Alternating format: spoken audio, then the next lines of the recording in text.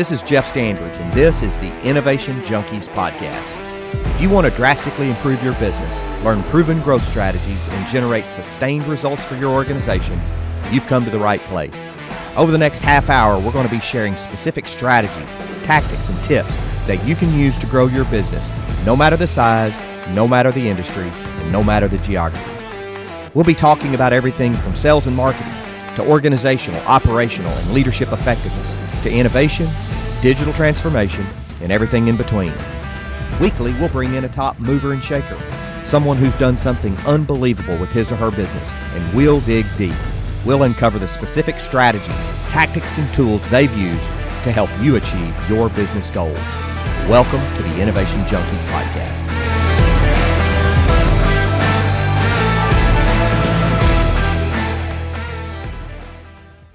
Hey guys, if you're looking to put your business on the fast track to achieving sustained strategic growth, this episode is sponsored by the team at Innovation Junkie. To learn more about our strategic growth diagnostic, go to innovationjunkie.com/diagnostic. Now let's get on with the show. Hey guys, this is Jeff Standridge. And this is Jeff Amrine. Welcome to the Innovation Junkies podcast. Glad to have you with us today. You know, we're really lucky to have an amazing guest today, and I'm going to give you a little bit of background on Ross DeVol. He is the president and CEO of Heartland Forward. Heartland Forward's goal is to promote regional innovation and entrepreneurial ecosystems that foster job creation, wage gains, and economic growth in the American heartland. And they pursue a variety of different activities through independent data-driven research and action-oriented convenings like the Heartland Summit, which was really a big deal here in Northwest Arkansas this past year, impactful recommendations on policy. They engage with all different members in the community, policymakers, philanthropy.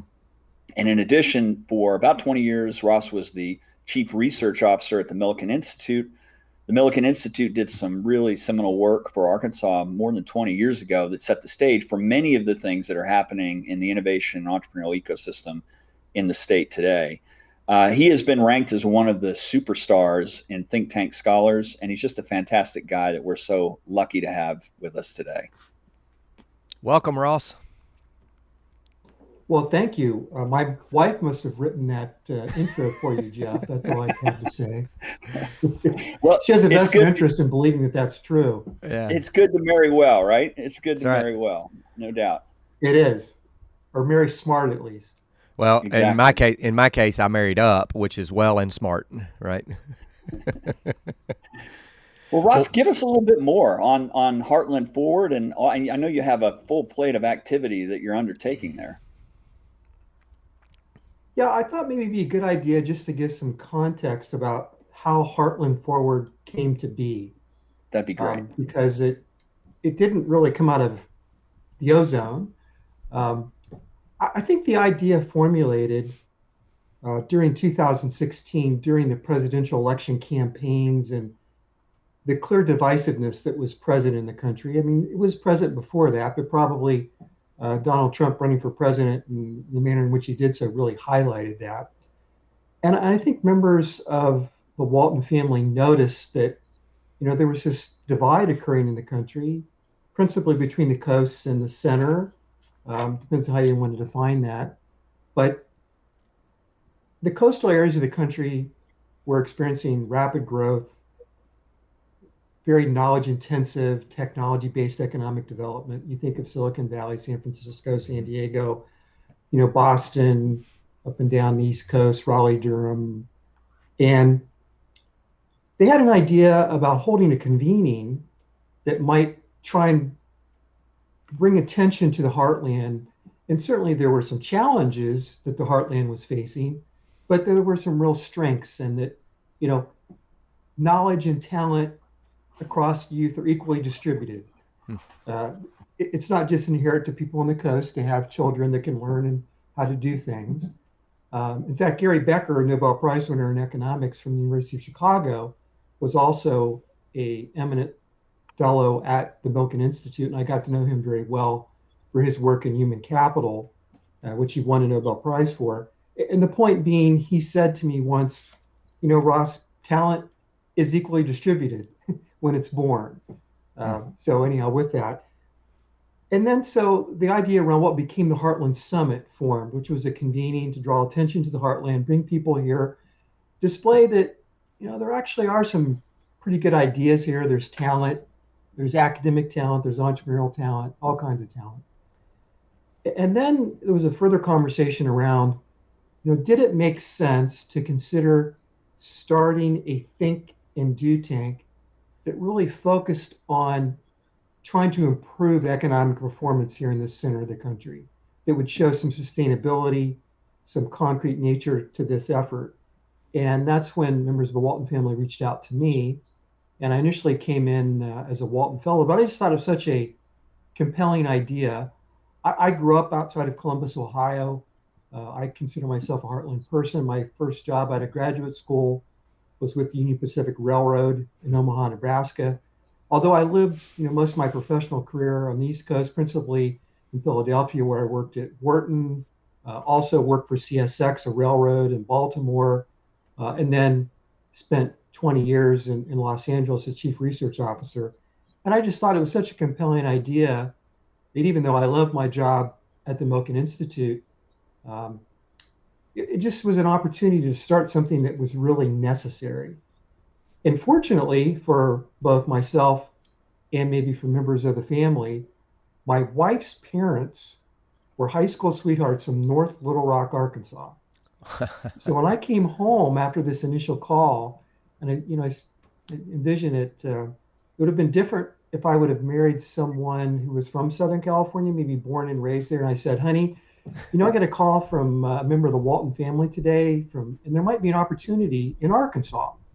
It might have been shut down because of the negative perceptions, but it wasn't. So I was very fortunate, and that's basically how Heartland Forward came into existence. And we formally launched in October of 2019, just before the pandemic hit. We've scaled up to 8 employees, and we have about 6 fellows and senior fellows at this point. And we're just starting to get our programs underway. We've been focused principally on research. Very good, very good. So what do you see the long-term vision for Heartland Forward in terms of impact and what you're really looking to the outcomes you're looking to produce?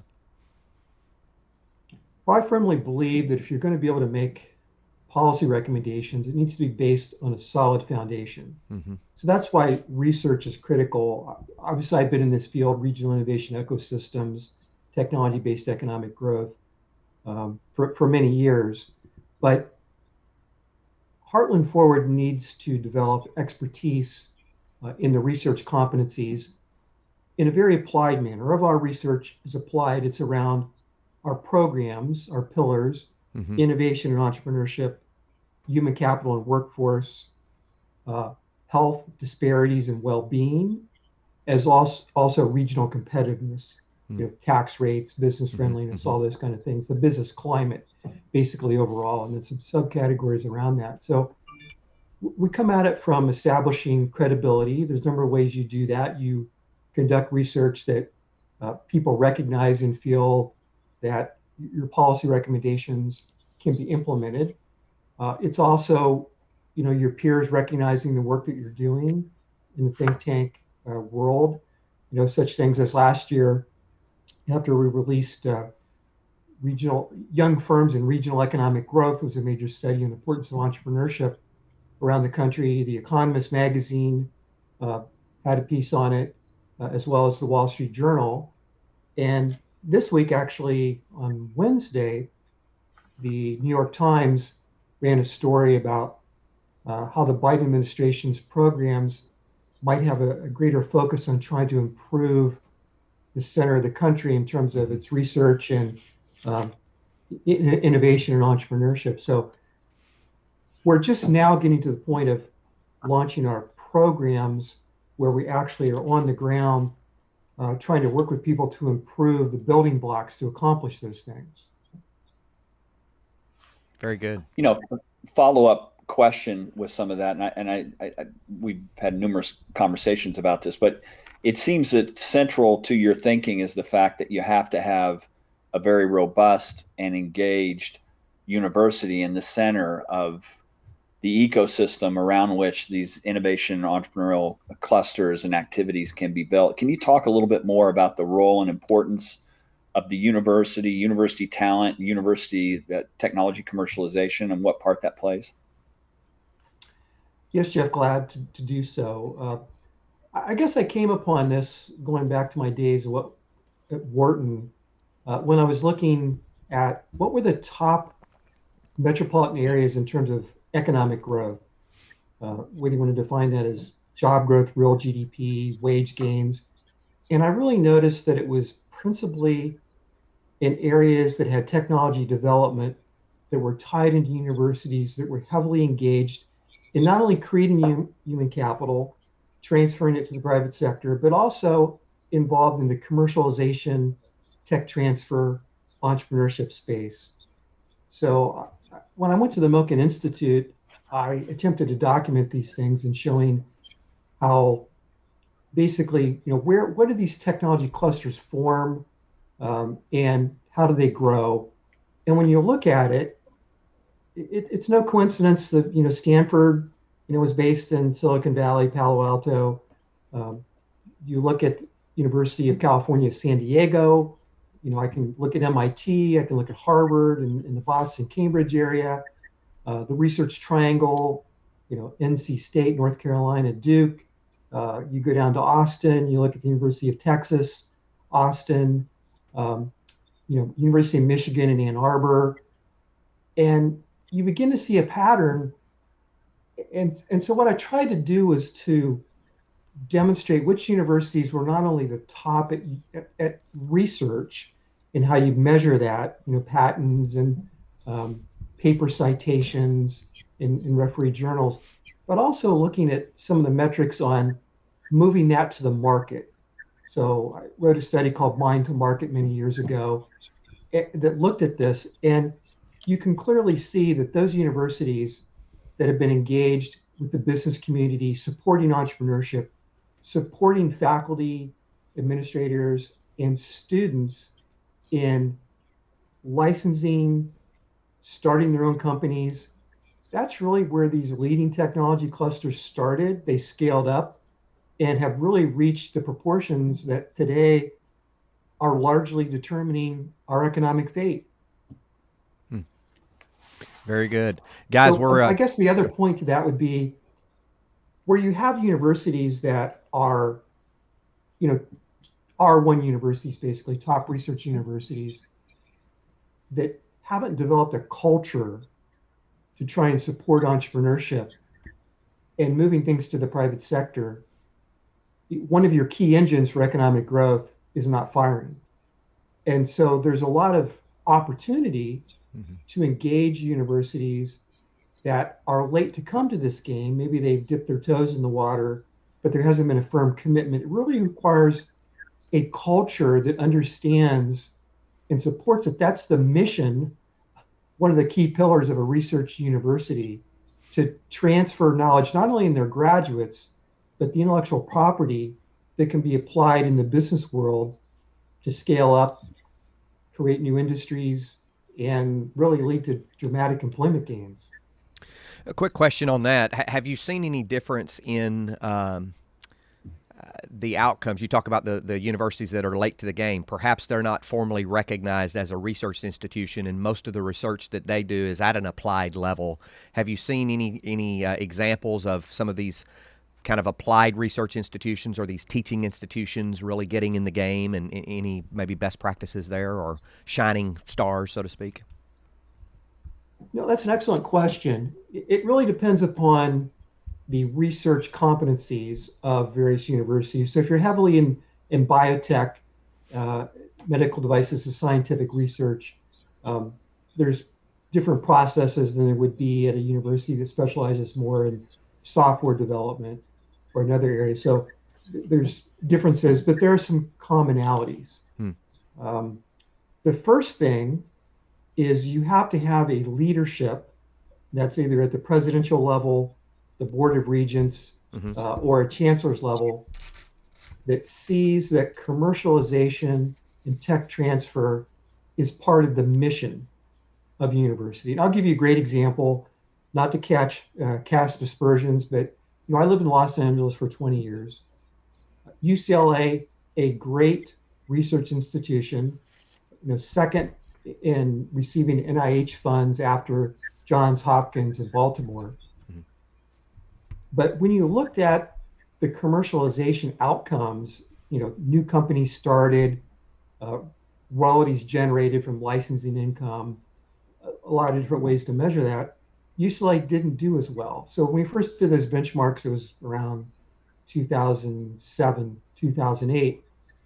And within a system that was very entrepreneurial, but you had a series of chancellors at the University of California, Los Angeles, UCLA, that were never really fully committed to commercialization and tech transfer. And so there was kind of a separation of church and state. It was the idea that if you really work closely with companies, that somehow the quality of your research was tainted. It's kind of hard for me to describe that, but that's kind of the thinking.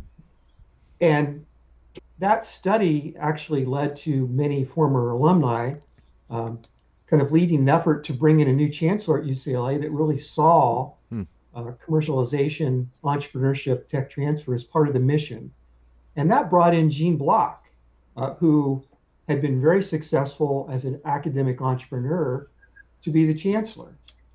And over a course of about 7 to 8 years, he took UCLA from kind of being in the middle of the pack in terms of startups, businesses, to leading the country in new firms based on intellectual property coming out of UCLA. So it's an example of how leadership that's committed can change the culture. I mean, I could go through and looking at Purdue. When Mitch Daniels went there, I mean, Purdue, a great engineering college, probably one of the top 4 or 5 in the nation. Lots of patents, but not much in terms of commercialization outcomes. And when Mitch Daniels left as being governor and became the president of Purdue, he said, tell me what I need to do to improve this and change the culture. And he actually told me about one time when he was still governor, he escaped his security guards, the protocol, and rode his motorcycle, up to West Lafayette, and kind of went around campus, didn't really tell anybody who he was, wandered around, talked to students, talked to faculty, and really got a sense of what they were looking for. And I mean, one of the things Purdue did is actually started a fund that invested in Purdue IP, but they did it outside of the university system so that it wouldn't be subject to the same constraints they're typically faced. So, a number of stories like that. Carnegie Mellon, another great example, a private university, but one that was, a leader in computers and, IT systems technology, that initially wasn't involved. Well, I should say, he's not as engaged and committed to commercialization, and that changed dramatically in Pittsburgh, and that combined with the University of Pittsburgh and in the life sciences and medical fields, now, Pittsburgh has a dynamic duo in terms of commercialization and tech transfer, and it's really just transformed that whole economy of Pittsburgh that was heavily dependent on steel and smokestack industries, and now, it's a thriving high-tech center. Hey folks, we'll be right back with the episode, but first we want to tell you about a limited opportunity to take advantage of our strategic growth diagnostic. For a short time only, we're offering a free strategy call to see whether or not our unique diagnostic tool is right for you. Go to innovationjunkie.com/diagnostic to learn more. I love that example of Purdue and them investing in technology with their fund outside the system.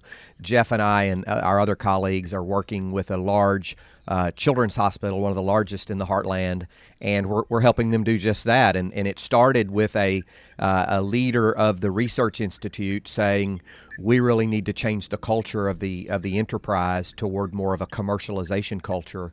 And we've been working with them now for about 9 months and maybe a little longer, close to a year now, and really beginning to have some of those same conversations about, okay, we're increasing the amount of potential patent flow, we're increasing the amount of of exposure that we're giving to these researchers and these clinicians around ideas that could transform the way care is delivered or the way therapeutics, diagnostics, what have you, and taking them through the commercialization process to the point now that we're beginning to have conversations about, is there an opportunity for a fund here? So I'm going to go do some research on the Purdue example. It really captured my interest there. That's fantastic. And Ross, I want to take you down a little bit of a timely but a different path, and I'm really be interested in your take on how the Heartland plays a role in this. There's lots and lots of conversations about the fact that we've got lots of single point failures in the semiconductor supply chain, where we're extremely reliant on Asian sources. And in fact, I think the reason why you pay $350 a day for a rental car in Hawaii is they can't get the cars from the major automobile manufacturers. And that stems back to dumping a bunch of semiconductors in the sea when a container ship was overloaded. But it's characteristic. That's just one example of a characteristic problem. My question is, given that we do have large U.S.-based and also foreign automobile manufacturers in the heartland of the U.S., and we do have this issue with semiconductors, what role do you see the heartland playing in some of that vertical integration that a lot of us hope to see, to where there's U.S. produced semiconductors rather than being reliant on foreign sources? Well, that's a great question, Jeff. We did a report looking at reshoring America and the heartland's potential role in that. And one of the things I tried to do in that study we undertook was to make an honest assessment of the potential for reshoring, bringing some manufacturing activity back from China and Asia, that it was going to be high value added activity where we were going to be successful. Labor intensive manufacturing was still not going to come back to the US. The textiles and apparel, unlikely to come back. But it seems to me, look, we're still the leader in R&D in electronic components, semiconductors. Clearly that leadership has faded somewhat, but we're no longer the leader in producing semiconductors and electronic components, probably 10 to 12% of global production in the US today. So, I mean, from my opinion, if you look at the data, I think companies underestimated the challenges in producing the supply chains in China and how globally integrated they became. And Taiwan has been a powerhouse in terms of producing more semiconductors. But it seems to me that's a real opportunity for the heartland. We have the auto industry here, where you have the demand for those semiconductors and electronic components. And given the rising wages and costs and distribution supply chain problems in China, in Asia, I think there is an opportunity to establish more manufacturing plants for semiconductors, electronic components here in the heartland. Of course, Austin has been, a leader in the area for a number of years, but I think there are going to be more opportunities. And as we move to a greater share of electric vehicles, I think that's going to be critical to bringing new middle wage manufacturing jobs to the heartland. Let's face it, you're not going to locate a semiconductor plant in California. I remember speaking to the former CEO of Intel. This would have been in 1999, and he said, "Ross, we're never going to build another plant in California." And guess what? They haven't. And there's a reason for that. Costs are high, regulatory burdens, all those kind of factors. They've been building facilities in Arizona, in Oregon, for example. But I think there really is a potential play here for the heartland in that sector. But we need, first of all, we need national enabling legislation to help with that. And then we need state level leadership to recognize it's an opportunity and working with those sectors. So I think there is a real opportunity for the heartland to establish a primary role in the semiconductor industry. That's very interesting. I really hope you're right, and that the people in a position to influence policy and the enabling legislation to make that happen do so. I think there's bipartisan support. Everybody has realized that it's a national security related issue, and in a small way, we see some bright spots even locally with companies like Ozark IC, which is becoming a top 10 rated company in harsh environment electronics that are going to be necessary for things like hypersonic aircraft and engine controls, deep well geothermal drilling, which is a really interesting energy source, and a variety of other applications in space and commercial space. So there's even some bright spots locally. They're making the transition from an R&D shop to one that's going to do high value, relatively low volume production. But we need more of that. And I think we've got a chance with some of the bright people that we have in materials and semis and silicon carbide locally to make that an interesting cluster that can serve a number of different markets. So I really hope you're right, and that people see the need. Well, it really also highlights the need for talent development, right? Talent development and workforce development, so that we can take advantage, or we can execute on that potential play with a talented workforce who can step into those roles. Yeah, so the research element's absolutely critical. But if you're conducting research without the close ties to commercialization or commitment to it at universities, you're not realizing the full potential of that research. So that's why kind of the mission, awareness, commitment to being engaged is so critical. And then you get into the talent issues, and there, we need to look at, it's not just 4-year degrees in STEM, but think of working on a semiconductor plant, a fab plant, where what I would call career technical education is absolutely essential, looking at the community colleges and making sure you're developing the training programs and having the companies that are in that sector work closely with the community colleges in developing the curriculum and constantly updating it, so the graduates have an opportunity to step right into a job. Apprenticeships during that process are very critical. So it's both the research university perspective, but also the talent creation. Sure, you need that high-end talent, people with masters and PhDs in engineering and the biomedical area, but you also need, what I would call middle-class jobs, if you will, where you don't have to go to get a 4-year degree. But I'm going to give my soapbox. So we basically made vocational education a dirty word. It's 2 words, obviously, but a dirty phrase. Back in the 70s, where we told parents, don't let your children go up to vocational education. And I think we made a huge mistake because the fact of the matter is, in many fields, whether it's welding, precision metal cutting equipment, whatever it might be, laser guided machine technology, you don't need to have a bachelor's degree to be successful at that. You need to have people that are trained, and you can earn $80,000, $100,000 within 5 years after graduating, whereas you can go get a 4-year degree in the humanities, nothing wrong with the humanities, right, and earn $30,000. So we have this disconnect, and I think we need to reinvigorate today what we would call career technical education and career pathways for people that want to get into these fields, have a job that provides a middle class income, but don't necessarily need to get a 4-year degree.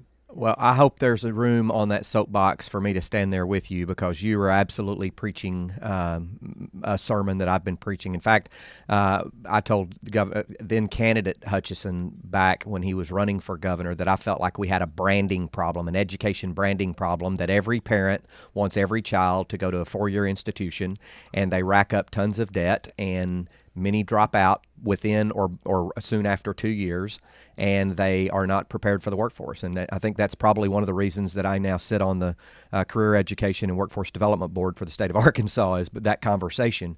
But I couldn't agree with you more. I agree. I've got a niece, for instance, who I'm so proud of her. She decided to go to a 2-year school and get her LPN and start working, and then possibly move to an RN and what have you. Those are badly needed jobs that we have in our state, some 50,000 of which we can't fill because they're in the state of Arkansas because there are not enough people to actually do that. One of the innovations, I think, of our Arkansas State Chamber has been the initiative called Be Pro, Be Proud, where they have a giant semi with a lot of these job opportunity expos or exhibits, if you will, that they will take around the state to help educate parents, kids, teachers, and administrators that it is okay to pursue a career in a skilled trade, to be an entrepreneur, or to do something that doesn't require a 4-year degree. So love the soapbox, and I stand right there with you. Well, and to add a comment to that, the messaging to that other 65% of the high school graduates that are not college bound has been incredibly poor for the last 25 years, that somehow they're a failure or they're not achieving. But it's the other 65%. It seems like craziness to me that we haven't emphasized all these other professional pathways that don't involve 4-year. And I think people are starting to wake up to it. There's some very well-recognized voices like Mike Rowe and others that are saying this kind of stuff all the time that have, national media access and that people will actually listen to. So it's really kind of a key point. It is encouraging to see the Biden administration propose that community college could be paid for. But I mean, if I were to provide some constructive criticism and feedback, it would be, I would only make public funding for a 2-year degree if it was in a high demand occupation where there was occupational opportunity, and I would really target those fields first. So, there's a difference between going into an accredited program that can lead to direct employment that pays a middle-class job, as opposed to programs that don't necessarily lead to that. Yeah. So sure. I would say that it needs to be more targeted and focused, and hopefully somebody in the administration will listen. Well, I'm hoping and expecting that this episode will make it into the hands of a number, and we're going to do some work to encourage that. It makes it into the listening stack of a number of Heartland University leaders, health system CEOs, and perhaps research institution leaders.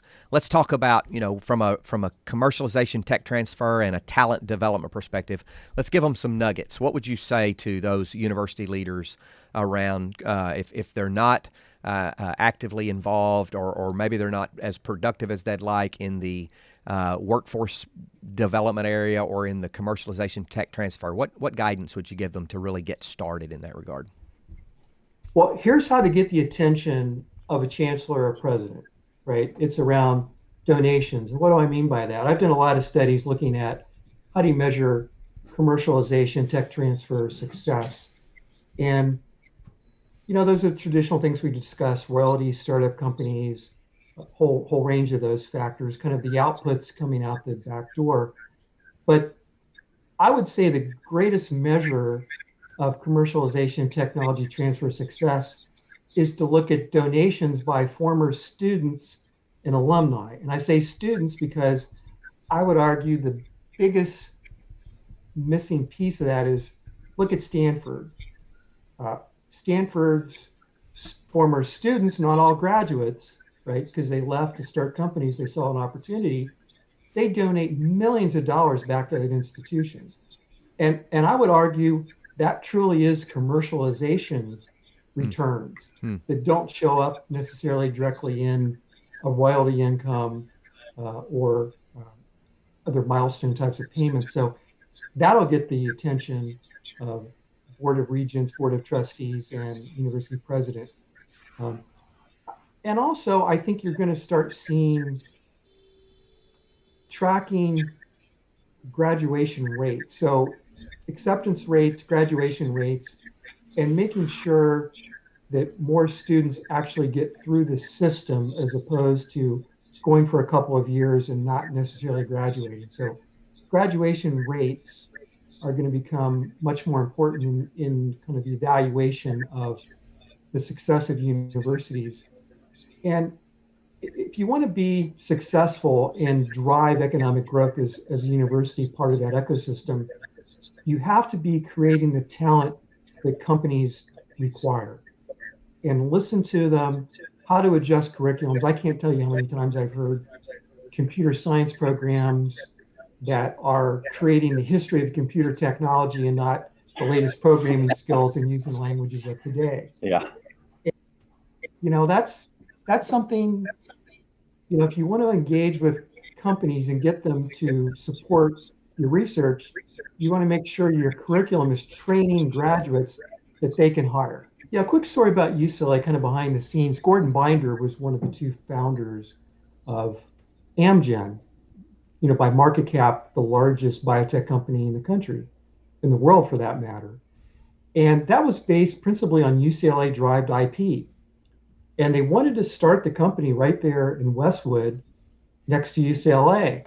But the chancellor at that time didn't want some company right there on the university campus or right next door to it, because that's separation of church and state, which actually led to Amgen going out in what was then the middle of nowhere, Thousand Oaks, California, about 30 miles northwest of Westwood, where UCLA was located, to what started Amgen. And it's still based there and actually grew to be a large enterprise. But many times have talked to leaders, what could have been? What if Amgen were right there, was started next door to the UCLA campus?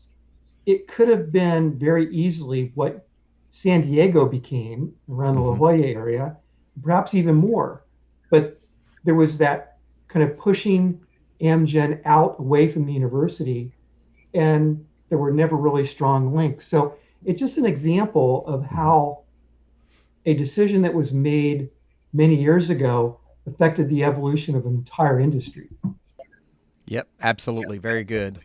Well, ladies and gentlemen, we have with us Ross DeVol today. Ross is the CEO of Heartland Forward, an innovator and researcher at heart. And we're very pleased to have you with us today and to help us provide some guidance and shed some light on how the Heartland can take advantage of the opportunities that lie before us. Ross, thanks for coming on.